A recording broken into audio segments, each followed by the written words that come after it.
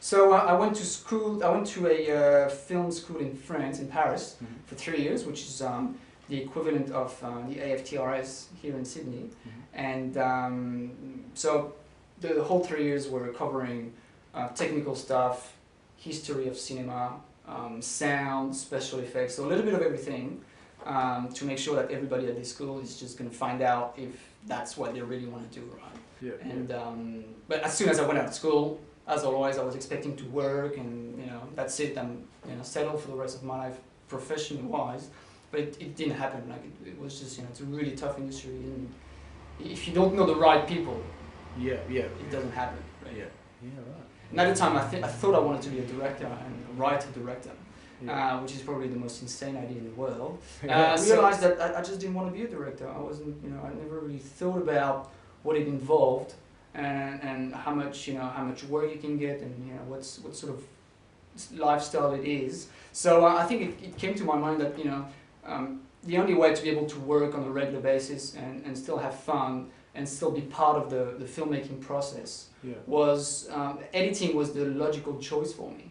And it actually reminded me that editing for me was something that I've always looked at in a very religious way when I watch films, and that's probably the thing I was really started working here in Sydney. I guess the very first jobs I was doing, I probably did quite a few jobs for free because I was trying to build up some kind of showreel for my website. Because since it's all about visuals, people are really not that much interested in resumes or whatever. It doesn't really speak to them. They just want to see exactly what you do, and the internet's great for that. So I wasn't charging much. I think I was charging something like $17, $20 an hour at the most, which is not much.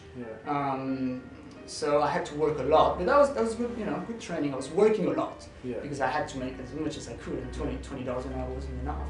Right now I'm working as a freelance editor, and mainly at 85% on corporate videos here in Sydney, which is the best place for that. There's definitely a lot of work out there.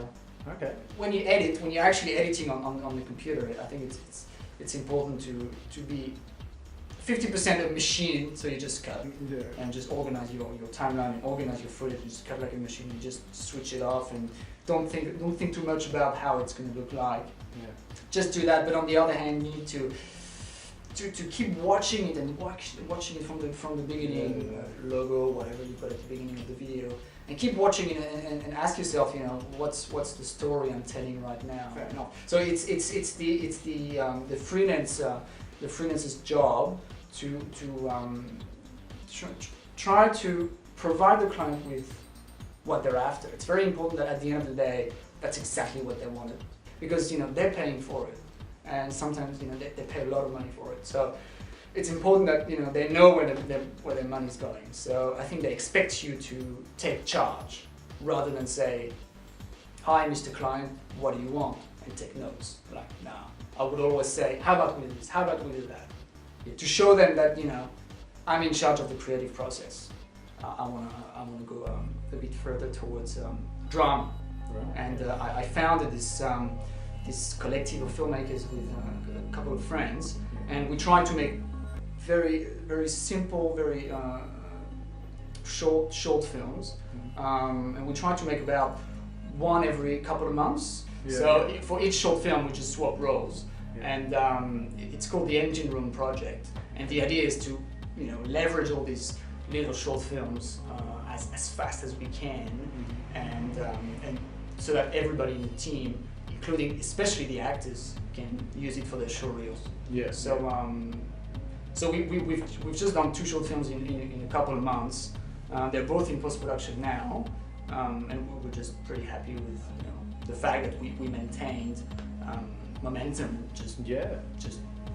We haven't even finished filming the first one. We were already working on the second one, so we're trying to.